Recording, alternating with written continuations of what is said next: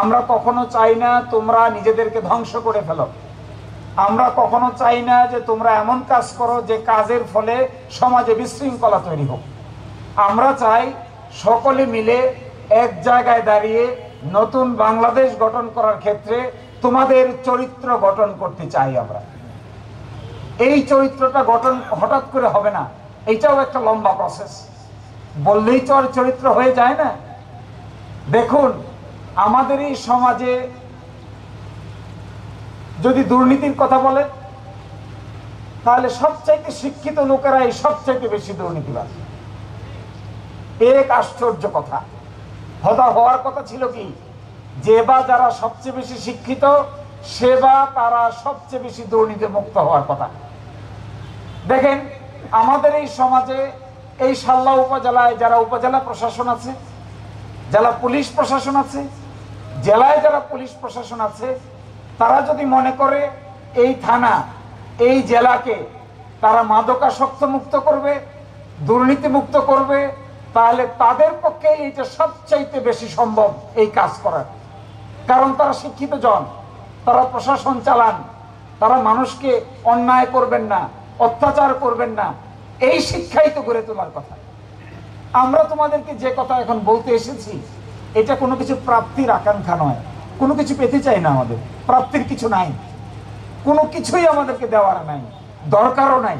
আমরা কোনো কিছু তোমাদের কাছ থেকে চাইও না, কিন্তু একটা জিনিসই চাই, তোমরা পৃথিবীর বুকে এমনভাবে মাথা উঁচু করে দাঁড়াও যে তোমাদেরকে নির্দেশনা করে যেন আমরা বলতে পারি এই ছেলেটা এই মেয়েটার বাড়ি হলো সাল্লায়। এই কথা বলতে চাই আমি। এই যে প্রশান্তি, এই প্রশান্তি যে কত কত গভীর, এটা তুমি নিজে বাবা মা না হলে বুঝতে পারবে না। তোমাদের প্রতি আমাদের আরেকটা অনুরোধ, ছোটবেলা থেকেই সৎ মানুষ হিসেবে গড়ে ওঠার অভ্যাস করে তোলো। কম খেয়ে, কম ভোগ করে, বেশি ত্যাগ করে, অন্যকে প্রাধান্য দিয়ে, নিজের কষ্ট সহ্য করে আস্তে আস্তে গড়ে ওঠো। ঠিক আছে, জীবনে সবকিছু পাওয়া যায় না, এই ছোট্ট জীবনে সবকিছু মিলে না, এই ছোট্ট জীবনে সবকিছু হাতের মুঠোয় পাওয়া যায় না, যেন তেন ভাবে সবকিছুর মালিক হওয়া যায় না। যেন তেন ভাবে সবকিছুর মালিক হতে গেলে ন্যায় অন্যায়ের পার্থক্য বোঝা যায় না।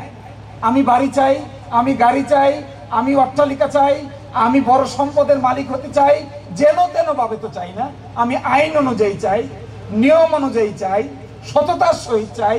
এই প্র্যাকটিস করে তোলো। আমরা তোমাদের কাছে এটাও দেখতে চাই, তোমরা যারা বড় হচ্ছ, আমরা দেখতে চাই তোমরা যেন লোভ এবং লালসার মধ্যে পড়ে নিজের বিবেককে ধ্বংস করে না দাও।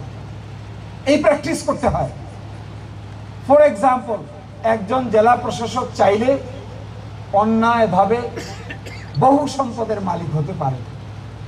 একজন উপজেলার কর্মকর্তা চাইলে অন্যায়ভাবে বহু মানুষের অধিকার হরণ করতে পারে। একজন অফিসার ইনচার্জ চাইলে অন্যায়ভাবে মানুষকে নানানভাবে নির্যাতন করতে পারে, কিন্তু তিনি চাইলে আবার সততার দৃষ্টান্তও স্থাপন করতে পারে। এই জেলা প্রশাসক চাইলে, এই এসপি সাহেব চাইলে, এই পুলিশ অফিসার চাইলে এই সাল্লার জমিনে ন্যায় বিচার প্রতিষ্ঠার দৃষ্টান্তও স্থাপন করতে পারে। তো আমরা তোমাদেরকে এইরকম দেখতে চাই। তোমরা যখন জেলা প্রশাসক হবা, তোমরা যখন সচিব সাহেব হবা, তোমরা যখন বিশ্ববিদ্যালয়ের শিক্ষক হবা, তোমরা যখন আইনজীবী হবা, বিচারক হবা, পুলিশ অফিসার হবা, তোমাদেরকে দেখিয়ে যেন আমরা বলতে পারি এই সেই ছেলে, এই সেই মেয়ে যাকে বৃত্তি দেওয়া হয়েছিল 2025 সালে, সে এখন একটা জেলার জেলা প্রশাসক হয়ে ন্যায় বিচার প্রতিষ্ঠা করেছে। তাহলে we will be happy to see we want students like this. We love you. We love you. We love you not for ourselves. We love you for yourselves. আমরা আমাদের জন্য তোমাদের ভালোবাসি না, তোমাদের জন্য আমরা তোমাদেরকে ভালোবাসি। এই ভালোবাসা নিখাদ, এই ভালোবাসা প্রস্তাবিত, এই ভালোবাসার মধ্যে কোনো প্রশ্ন নাই, কোনো কিন্তু নাই, লুকানোর কিছু নাই, হারানোর কিছু নাই। This love is universal love. We love you. আমরা আমাদের এই ভালোবাসাটা ধর্মের ভিত্তিতে নয়, আমাদের এই ভালোবাসাটা এলাকার ভিত্তিতে নয়, আমাদের এই ভালোবাসাটা ধনী গরিবের ভিত্তিতে নয়, আমাদের এই ভালোবাসাটা উঁচু নিচুর বিভেদের কারণে নয়, আমাদের এই ভালোবাসাটা চেহারার উপর নয়, আমাদের এই ভালোবাসাটা কার হাতে কে মসজিদে যায় এই জন্য নয়, কে মন্দিরে যায় এই জন্য নয়। আমাদের এই ভালোবাসা আমাদের নতুন প্রজন্মের মানুষকে আমরা বড় মানুষ হিসেবে দেখতে চাই। এই জন্যই এই ভালোবাসা, এইরকম ভালোবাসার স্বপ্ন থাকে বাবার তার সন্তানের জন্য, মায়ের তার সন্তানের জন্য। তোমার বাবা মার সঙ্গে আমরাও এড হলাম, আমরা অংশগ্রহণ করলাম। তোমার বাবা মা আত্মীয় স্বজনের সঙ্গে শিক্ষকরা অংশগ্রহণ করে, আমরা অংশগ্রহণ করলাম। এই সকলের অংশগ্রহণে নতুন মানুষ বের হোক, নতুন কিছু করো, এমন কিছু করো যে আমি দেখেছি ইউটিউবে সাল্লার দু একজন আছেন যারা বেশ ভালো ইউটিউবার, সারা বাংলাদেশের মানুষ তাদেরকে চিনে। এটা দেখে যে আমার কি ভালো লাগে এটা বলে শেষ করা যাবে না। কারণ এই অজপাড়া গায়ে জন্মগ্রহণ করে একজন মানুষ ইউটিউবের মতো এইভাবে টেকনোলজিতে পারদর্শী হয়ে ইংরেজি শেখাচ্ছে মানুষকে, এর চাইতে ভালো কাজ আর কি হতে পারে? এইটাই আমরা দেখতে চাই। তোমরা জ্ঞানে বড় হও, গরিমায় বড় হও, ব্যক্তিত্বে বড় হও, পড়াশোনায় বড় হও, চিন্তা চেতনায় বড় হও, উদার হও, সংকীর্ণ হবে না, উদার হও, ধর্ম বর্ণের ভিত্তিতে কোনো বিবাদ করবে না। অন্যায় ন্যায় হবে মূল বিবেচ্য বিষয়। আমাদের জীবনের মূল বিবেচ্য বিষয় কে অন্যায়কারী চেয়ে আর কে ন্যায় করে তার মধ্যে পার্থক্য। আমরা ধর্মের কোনো বিভেদের ভিত্তিতে কাউকে পার্থক্য করব না, করতে চাই না, করতেও দিতে চাই না কাউকে। এই জন্য আমাদের সামনে মূল বিবেচ্য বিষয়, আমার ছোট্ট বাচ্চাদেরকে বলছি, we love you, we respect you. এই লাভটা, এই ভালোবাসাটা শ্রদ্ধার ভালোবাসা, কারণ তোমরা মেধার স্বাক্ষর রেখেছো। আমার মনে আছে আমাদের শিক্ষক ছিলেন সুধীর চন্দ্র দাস, ছোটবেলায় প্রাইভেট পড়াইতো, স্কুলে প্রাইমারি স্কুলে পড়তাম। আজকে তো অনেক ইন্টার গার্ডেন স্কুল হয়েছে, আমাদের সময় সব কিছুই ছিল সরকারি প্রাথমিক বিদ্যালয়। তো সরকারি প্রাথমিক বিদ্যালয়ে আমি ক্লাস 4 পরে 3 পরে, আমি 4 পড়ি নাই, সরাসরি 5 পড়েছি। 3তে পাশ করার পরে আমার আব্বাকে সুধীর চন্দ্র দাস প্রস্তাব করলো, মামা তোমার ছেলের 4 পড়ার দরকার নাই, তারে সরাসরি আমি 5-এ তুলে দিই।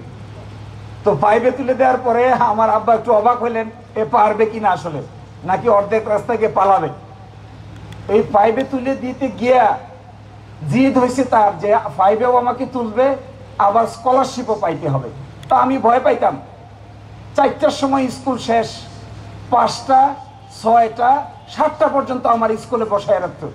বসায় রেখে অঙ্ক কর, ইংরেজি কর, এইটা পর, ওইটা পর। আমি বিরক্ত হইতাম, এতক্ষণ কেউ স্কুলে বসে থাকে নাকি?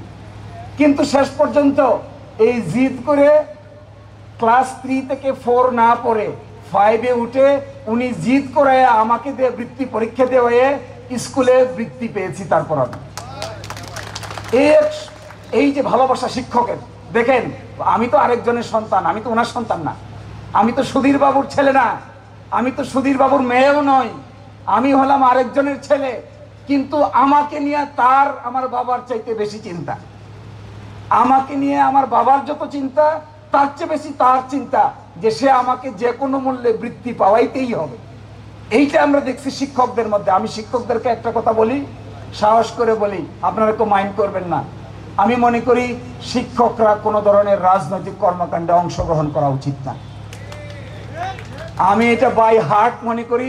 Please do not engage yourself with bad political culture.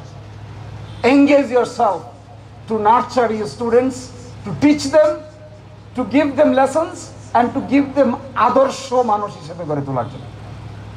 শিক্ষকরা যদি রাজনীতিতে জড়িয়ে যায়, সংকীর্ণ রাজনীতিতে, দলাদলিতে জড়িয়ে যায়, তাহলে সেখানে শিক্ষার পরিবেশ অনিবার্যভাবে ব্যাহত হয়। আমি চাই না, আমার যদি কোনো সুযোগ থাকে আমি আপনাদেরকে সাহায্য করতে চাই। Please my respected teachers, do not engage yourself with any type of politics যা নাকি আপনাকে অনেক বেশি বিতর্কিত করে তুলবে। এই বিতর্কের মধ্যে যদি আপনারা জয়েন করেন, করতে পারেন, ব্যক্তি স্বাধীনতা আছে, কিন্তু আমি মনে করি আদর্শ মানুষ হিসেবে শিক্ষা দেওয়াটাই হবে আপনার মূল কাজ। এবং এর মধ্য দিয়ে একটা জেনারেশন গঠন হবে, এটাই আপনার প্রশান্তি। এই প্রশান্তিটুকু আপনারা অর্জন করবেন। আর এই পুরা শাল্লা থানায় যতগুলো স্কুল আছে, এই স্কুলের মধ্যে বড় একটা অংশ আছে শিক্ষার ভালো পরিবেশ নাই।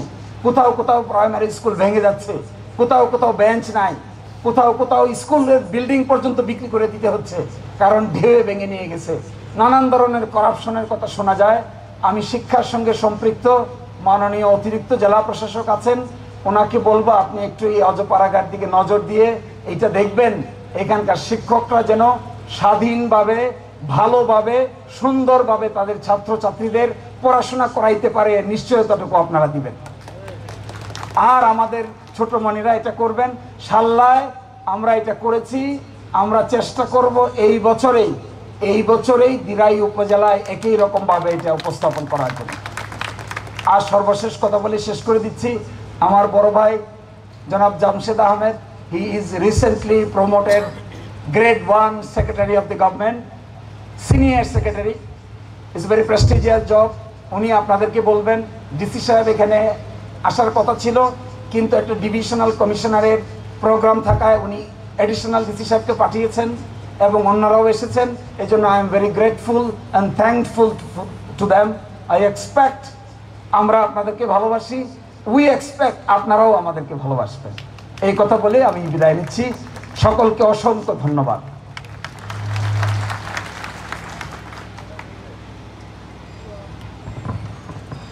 ধন্যবাদ। সম্মানিত উপস্থিতি, এতক্ষণ আমরা মনোমুগ্ধকর বক্তব্য শুনছিলাম। আজকের আমাদের সম্মানিত প্রধান বক্তা, আমাদের এই এলাকার কৃতি সন্তান জনাব শিশির মোহাম্মদ মনির। সম্মানিত উপস্থিতি, আমরা একটি ঘোষণা দিতে চাই। শাল্লা উপজেলায় মাধ্যমিক এবং মাদ্রাসা, মাধ্যমিক পর্যায়ের মাদ্রাসা মিলে হচ্ছে